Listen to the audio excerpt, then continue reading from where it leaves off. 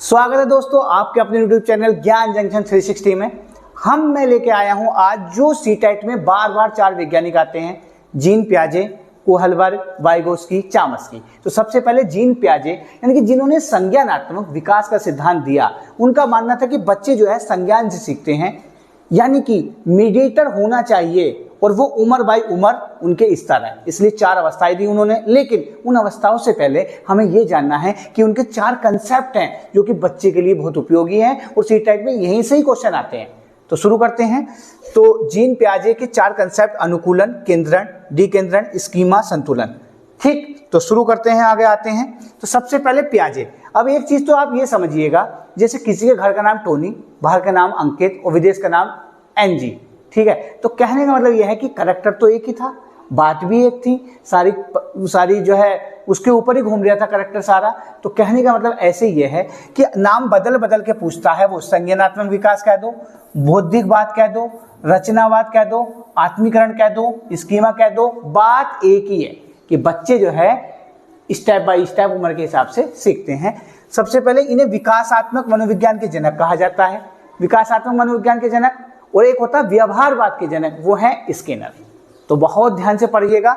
उसके बाद वह स्थायी ज्ञान जिसमें वातावरण के माध्यम से सीखते हैं। कहने का मतलब यह है कि जहां पर वातावरण मीडिएटर हो उसे कहते हैं संज्ञानात्मक विकास का सिद्धांत। बात क्लियर? पियाजे की 4 कंसेप्ट हैं, सबसे पहले आपको वो सीखना पड़ेगा और यहीं से क्वेश्चन निकल के आते हैं। तो सबसे पहला कंसेप्ट क्या है? अनुकूलन। अब आप इसे ऐसे समझिए कि परिस्थिति के अनुसार ढलना। जैसे सुप्रीम कोर्ट का रिजल्ट आया या निर्णय आया कि आपको सीटेट करना है, तो जाहिर सी बात है आधे लोग तो परिस्थिति के अनुसार ढल गए और वो पढ़ना शुरू कर दिया, उनकी तैयारी अच्छी हो गई होगी। और आधे लोग अभी सोच रहे हैं कि होगा नहीं होगा, नहीं होगा, होगा नहीं होगा, तो वो कन्फ्यूजन में है, तो उन्हें दिक्कत आएगी। और मैं चाहता हूँ कि ना हो तो अच्छी बात है। लेकिन इस क्वेश्चन क्या है? क्वेश्चन है अनुकूलन क्या है। तो अनुकूलन आपकी भाषा में समझाता हूँ कि अगर परिस्थिति के अनुसार जो ढल गए उनका सीटेट पास और जो नहीं ढले अभी तो उनका फेल। बात क्लियर? जैसे सेम ऐसे जैसे डायनासोर का मतलब यह है, डायनासोर क्यों विलुप्त हुए आप सोच रहे होंगे। वो इसलिए हुए क्योंकि वो डायनासोर की जो बॉडी स्ट्रक्चर थी वो ऐसी थी कि उन्हें ठंडे इलाके में रहना पसंद था और वहीं वो वातावरण में ही एडजस्ट कर पाते थे वो। लेकिन जैसे ही पृथ्वी का टेम्परेचर बढ़ा वो उसे एडजस्ट ही नहीं कर पाए, अनुकूल ही नहीं हो पाए, परिस्थिति के अनुसार ढल ही नहीं पाए, तो वो विलुप्त हो गए। तो अनुकूलन क्या कहता है कि जब बच्चा परिस्थिति के अनुसार ढल जाए तो उसे कहते हैं अनुकूलन। बात क्लियर? आगे आते हैं। इसके 2 पार्ट हैं, आत्मसातकरण और समायोजन। आत्मसातकरण क्या होता है? जब बच्चा नई जानकारी या अनुभव को अपने पुराने ज्ञान या अनुभव में शामिल करता है, नई जानकारी को पुरानी सोच में फिट करना। जैसा समझिए, जैसे मान लो एक बच्चे ने कुत्ते को देखा, 4 पैर वाला क्या है? कुत्ता, 4 पैर वाला जानवर कुत्ता। बात क्लियर? अब जैसे उसने बिल्ली को देखा यानी कि लोमड़ी को देखा, तो वो भी 4 पैर वाली, तो उसने क्या समझ लिया? उसे कुत्ता, यानी कि पुरानी बात को नई सोच में फिट करने लगा वो। हालांकि गलत करी उसने, ये याद रखना। ऐसे एक ने देखा कौवा, वो काय काय कर रहा है, ये उड़ रहा है। ऐसे उसने कोयल को देखा, उसे भी कौवा समझ लिया क्योंकि वो भी उड़ती है, लेकिन उसे ये नहीं पता था कि इसकी आवाज में अंतर है। तो कहने का मतलब यह है आत्मसातकरण का, जब पुरानी सोच नई सोच में फिट हो जाए। बात क्लियर? जैसे और एग्जाम्पल लेते हैं। जैसे एक बच्चे ने गेंद देखी और फेंक दी, और उसने फिर सेब देखा और वो भी फेंक दिया, क्योंकि उसे ये पता था कि गोल चीज जो है वो सब गेंद है, उसे पता ही नहीं था वहां तक। तो उसे कहते हैं आत्मसातकरण, जब पुरानी सोच को नई सोच में फिट करना, चाहे वो गलत ही हो। आगे आते हैं। दूसरा है समायोजन। इस पर गौर फरमाइएगा। जब उसे कोई बता दे कि भाई हर 4 पैर वाला जानवर कुत्ता नहीं होता, ये वो कहीं से पता चल जाए उसे, तब वो चेंज कर लेगा, अच्छा इसका मतलब अंतर है, ठीक है। और कोई दूसरी बात बता दे तब चेंज कर लेगा, अंतर है। तीसरी बात बता दे तब चेंज कर लेगा। तो कहने का मतलब यह है, जब थोड़ा सा चेंज कर ले, वो कोई समझ में उत्पन्न आ जाए, थोड़ा सा कर ले, तो वो कहलाता है समायोजन। जैसे देखते हैं अगली पीपीटी में। पहले बच्चा कुत्ते को जानता है, 4 पैर वाला जानवर जो सिखा चुका। जब पहली बार बकरी को देखता है तो कहता ओहो देखो कुत्ता, क्योंकि वो पुरानी सोच को यहाँ फिट कर रहा है। तो इसे कहते हैं, यानी कि वह बकरी को क्या समझ रहा है? कुत्ता। गलत तो है, लेकिन वही इसे कहते हैं आत्मसातकरण। आगे आते हैं समायोजन। जब बच्चा समझता है कि नई जानकारी पुरानी जानकारी से अलग है, तो वह अपने पुराने विचार को बदल देता है ताकि नई जानकारी को समझ सके। जैसे बच्चा पहले सोचता है कि 4 पैर वाला जानवर कुत्ता, लेकिन जब कोई उसे बताता है कि भैया कुत्ता नहीं है ये है सोच में बदलाव, यानी कि ये क्या है, बकरी। ठीक, तो यानी कि उसने सोच में बदलाव किया। लेकिन आगे आते हैं तो ये क्या हो गया हमारा, ये अगला है केंद्रण। तो यानी कि जब सोच में बदलाव हो जाए किसी के माध्यम से तो उसे कहते हैं हम समायोजन, समायोजित हो गया वो। बात क्लियर। अगला है केंद्रण। केंद्रण क्या होता है, जब वह अवस्था जब बच्चा किसी चीज को सिर्फ एक पहलू पर ध्यान देता है। किस पर, एक पहलू पर, बाकी पहलू को नजरअंदाज करता है। जैसे 2 गिलास में समान पानी है, ठीक है, एक चौड़ा गिलास है और एक लंबा, तो यानी कि वो क्या समझेगा, देखकर ज्यादा पानी, क्योंकि वह सिर्फ हाइट पर ध्यान दे रहा है, तो जो लंबा गिलास है उसमें ज्यादा पानी बताएगा, जबकि था क्या, समान, क्योंकि वो क्या समझ रहा है कि जो लंबा गिलास है इसमें ज्यादा पानी, क्योंकि उसने एक पक्ष देखा सिर्फ लंबाई का, चौड़ाई का नहीं देखा। तो जब बच्चा एक पक्ष के अनुसार चीजें बताता है तो वो कहलाता है केंद्रण। ठीक है, केंद्रीयकरण भी बोल सकते हैं। अगला है विकेंद्रीकरण, डिसेंट्रेशन। विकेंद्रण का मतलब है कई पहलू पर एक साथ ध्यान देगा।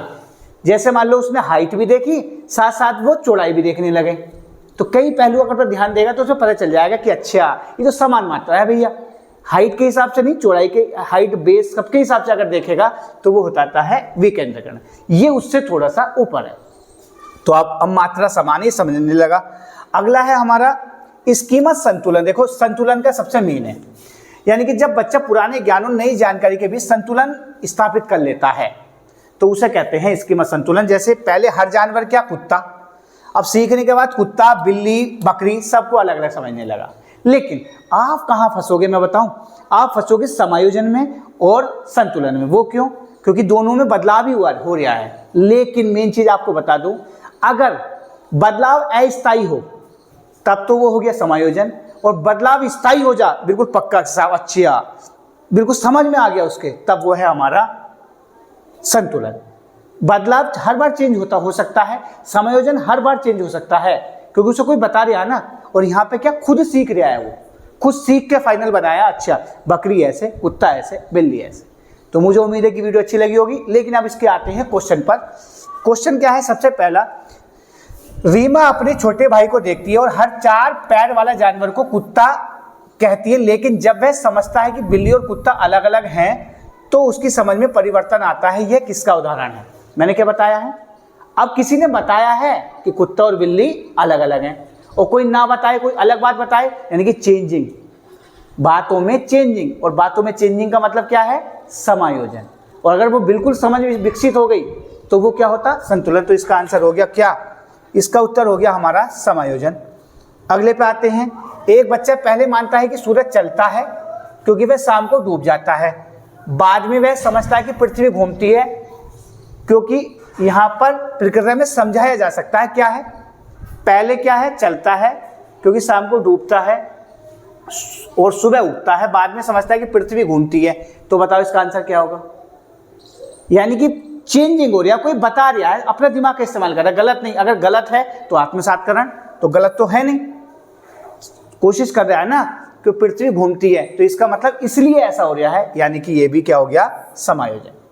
जहां पर वो समझने लगे, अपना इस्तेमाल करने लगे, कोई बता दे, वो क्या, समायोजन। आत्मसातकरण तो बिल्कुल गलत ही करेगा, कुत्ते को बिल्ली समझेगा।